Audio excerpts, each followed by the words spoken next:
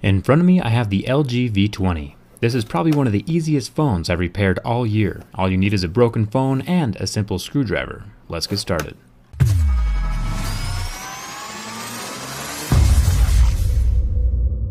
Make sure the phone is turned off before you get started with this repair, and then you can press the back panel eject button on the side of the phone to expose the battery.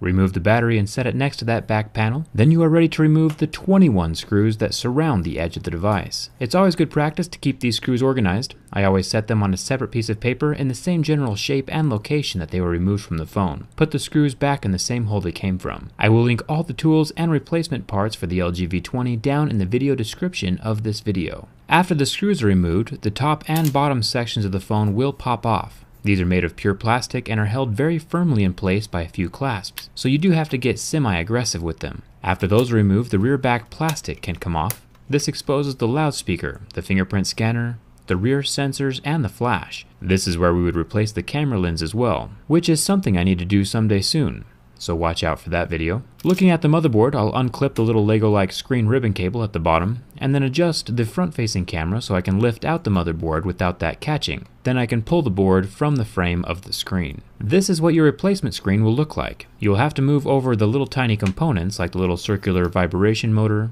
the earpiece, and the buttons along the side, and the most important component, the headphone jack. Having a phone without a headphone jack would be like having a president who doesn't believe in climate change. Completely illogical. I will link the replacement screens in the video description. You can check the price there. They are already surprisingly cheap compared to other recently released phones. I'm going to check out the motherboard before putting the phone back together again. You can see the OIS stabilization on the regular rear camera lens. The wide-angle lens does not have the optical stabilization. Each of the cameras can snap off like a little Lego piece, but unfortunately the charging port is permanently soldered. So if your charging port breaks, you are out of luck, unless you have a micro soldering station and some major skills. I'll clip the cameras back into place. Make sure you get them back into their correct slots and orientations.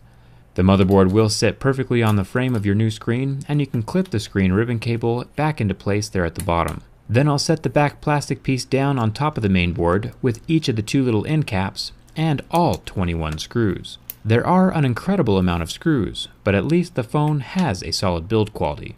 So yeah, if you break your screen, it's going to cost you some monies, but at least it's possible to swap with just a simple screwdriver. You won't need to go robbing hair dryers from little old ladies to open this phone up like you would a Samsung.